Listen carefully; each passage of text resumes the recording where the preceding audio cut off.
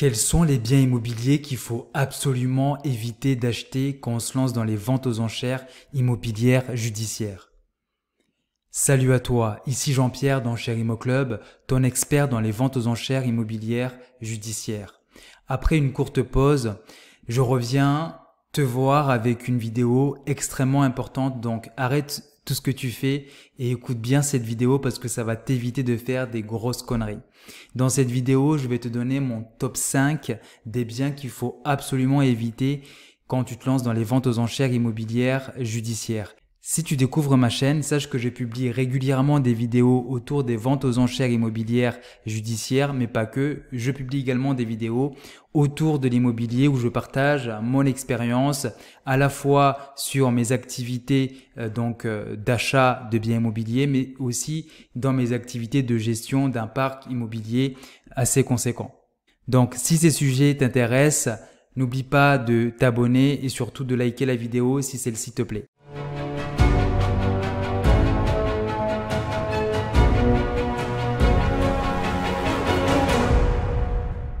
Rentrons maintenant directement dans le classement avec le bien qui se positionne en 5e position. Donc, je répète, il s'agit des biens qu'il faut absolument éviter. Donc, le bien qu'il faut absolument éviter, et puis ça c'est contre-intuitif, c'est le bien parfait. Le bien parfait, c'est un appartement ou une maison qui est parfaitement bien située, où il n'y a pas beaucoup de travaux et le bien est vendu libre d'occupation. Donc, pourquoi il faut éviter ces biens? Tout simplement parce que il va y avoir beaucoup de concurrence, et qui dit beaucoup de concurrence dit également que les prix vont être tirés vers le haut. Et souvent sur ces types de biens qui sont parfaits, on retrouve souvent des débutants, des gens qui débarquent dans les ventes aux enchères, qui ne savent même pas prendre en compte les différents frais qu'il faut payer à la fin de la vente. Et donc ces personnes-là arrivent, voient la mise à prix, et donc ces gens-là vont pousser les enchères au maximum et tu vas te retrouver à participer à ces enchères. Et si tu ne maîtrises pas ton tempérament ou si tu as mal fait tes calculs, tu peux te retrouver à acheter un bien largement au-dessus des prix du marché. Le 4e bien qu'il faut absolument éviter d'acheter, c'est un bien où le propriétaire est très endetté. C'est-à-dire que quand tu vas commencer à analyser les biens vendus aux enchères, tu devras analyser les cahiers de conditions de vente où on va récapituler en fait les différentes dettes qui sont associées à ce bien, qui sont associées au propriétaire également. Donc à partir de là, tu vas voir que dans certains cas, même si tu achètes le bien aux enchères, le propriétaire va garder une certaine dette auprès de la banque ou d'autres créanciers. Donc pourquoi il faut éviter ces biens? C'est parce que par expérience, on constate que les gens qui n'arrivent pas à rembourser totalement leurs dettes suite à la vente de leur bien, si ils occupent le logement, ils vont avoir de la difficulté à partir. Donc, tu vas devoir te lancer dans une procédure d'expulsion qui va être assez coûteuse et compliquée parce que la personne va s'accrocher sur le bien parce qu'elle sait très bien que si elle quitte le bien, elle devra encore de la dette auprès de différents créanciers et souvent ces personnes-là se sentent lésées, se sentent un peu trahies par le système. Donc le 3e type de bien, et puis là-dessus il y a toute une vidéo qui a été consacrée à ce type de cas et donc on a étudié un cas réel qui s'est passé. J'essaierai de mettre le lien de cette vidéo en description ou cliquable directement au niveau de la vidéo en haut à droite. Donc là, on a étudié ce cas-là et puis si les gens se rappellent, ce cas-là faisait très peur. Donc, qu'est-ce que c'est qu'un propriétaire procédurier? C'est tout simplement une personne qui connaît très bien la loi, qui va s'organiser pour non seulement faire traîner toute la procédure de saisie immobilière, mais également toute la procédure d'expulsion si elle doit avoir lieu. Donc, elle va utiliser les différents recours possibles et va jouer avec les différentes procédures et elle va étirer au maximum la procédure d'expulsion. Donc toi, si tu as acheté ce type de bien, tu vas te retrouver avec un bien que tu pourras pas exploiter parce que la personne se trouve toujours dans ce bien.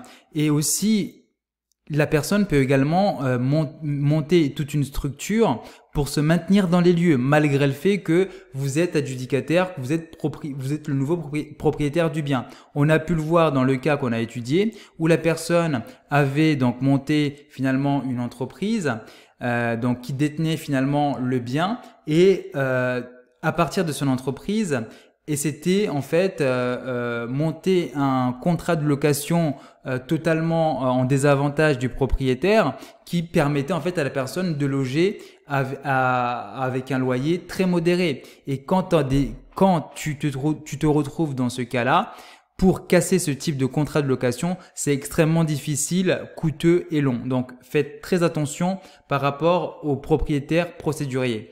Donc, si vous voulez aller un peu plus loin par rapport à ça, par exemple, dans la formation avancée Enchères Millionnaire Système, on vous partage des astuces que nous, on utilise pour opérer ce type de propriétaires, donc les propriétaires procéduriers, les gens qui sont très endettés.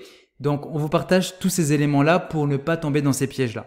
Ensuite, en deuxième position, c'est les biens occupés par une personne âgée ou un handicapé.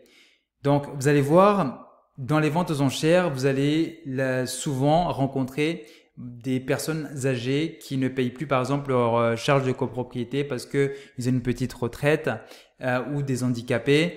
Et donc là, ces personnes-là vont être saisies. Donc là, vous pouvez vous retrouver avec acheter un bien aux enchères avec une personne âgée ou handicapée. Et la difficulté avec ce type de propriétaire, c'est que si vous avez envie de récupérer les biens et que vous passez par une procédure d'expulsion, donc ça voudrait dire que la négociation amiable a échoué. Et puis donc, comme je le dis toujours privilégier la négociation amiable. Et encore une fois, dans la formation avancée, on en parle largement et on met un focus très fort sur la négociation amiable pour éviter la procédure d'expulsion. Mais des fois, vous n'avez pas le choix. Vous devez aller à la procédure d'expulsion. Et si c'est le cas et que le bien est occupé par une personne âgée ou handicapée, ça va être extrêmement compliqué. Parce que tout simplement, le préfet, au moment où vous allez faire recours à la force publique pour les expulser, il va analyser la situation et il va se poser la question qui est toute simple et qui est totalement logique et que je comprends parfaitement, c'est si on expulse cette personne-là, comment elle va faire pour survivre. Donc, non seulement, personnellement, je me sentirais très mal d'expulser une personne âgée ou handicapée parce qu'elle va se retrouver dans la rue et clairement sa vie sera en danger. Et le préfet va raisonner de cette façon-là. Et donc là, le préfet, ce qu'il va dire, il va mettre son veto et vous n'allez pas pouvoir expulser.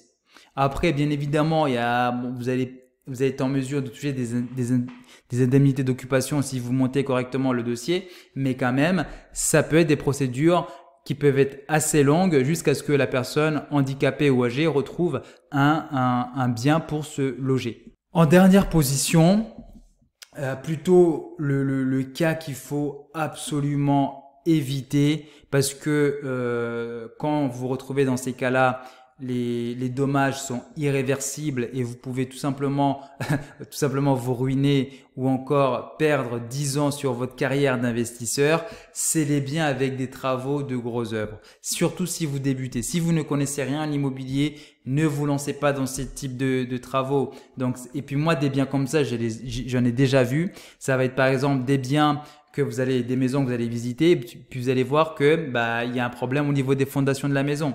Donc ça va être la structure qui a été montée sur un sol qui n'est pas approprié, avec des fissures de fondation ou encore avec une structure qui penche, ce genre de choses. Là, vous pouvez vous ruiner parce que c'est pas des petits travaux pour on va dire remédier ou corriger ces défauts, c'est beaucoup d'argent qu'il faut mettre sur la table. Et si vous n'êtes pas prêt à mettre cet argent-là, évitez. Et puis vous pouvez très bien acheter un bien, je sais pas moi, 150 000 une maison, et puis vous vous rendez compte que il faut refaire toute la fondation. Et la solution, ça va être par exemple de détruire la maison. Là vous comprenez très vite que vous allez faire une grosse moins-value. Et vous pouvez vous ruiner de cette façon-là. Et donc là-dessus, il faut être extrêmement vigilant. Malheureusement, des fois, il y a des défauts qu'on peut pas voir à l'œil nu et que si on n'est pas spécialiste, on peut se faire totalement avoir. Et donc ça, c'est pour ça que je l'ai mis en numéro 1 parce que c'est vraiment quelque chose qui personnellement me fait peur malgré mon expérience. Je suis capable de voir les défauts majeurs d'un bien, mais on n'est jamais à l'abri. Vous pouvez très bien acheter une maison qui paraît super bien, mais la maison a été montée sur un sol qui n'est pas approprié, de l'argile, il y a du pyrite. Enfin, il y a différentes choses qui peuvent faire en sorte que le bien finalement, vous allez devoir soit le détruire, soit faire des travaux coûteux en mettant en mettant en place des solutions pour soutenir la structure, corriger la structure. Donc ça, c'est extrêmement important. Donc soyez vigilants. Donc c'est pour ça que pour quelqu'un qui débute, aller sur un appartement, ça peut être intéressant. Après, il peut y avoir des opportunités, des gens qui s'y connaissent très bien, qui ont des entreprises de travaux. Ils peuvent très bien aller sur ce type de biens parce que ils savent comment les gérer. Mais si vous ne savez pas les gérer, évitez tout simplement. Donc on arrive à la fin de ce classement et comme promis, je t'ai gardé un petit bonus pour la fin. Et le bonus, c'est les biens en fait qu'il faut absolument éviter. Donc c'est souvent des appartements qui se trouvent dans une copropriété mal gérée. Soit parce que le syndic est tout simplement incompétent et il y en a beaucoup, ou soit tout simplement, par exemple, ça va être des charges de copropriété qui vont être extrêmement élevées et pour être rentable dans ce type de conditions, c'est compliqué.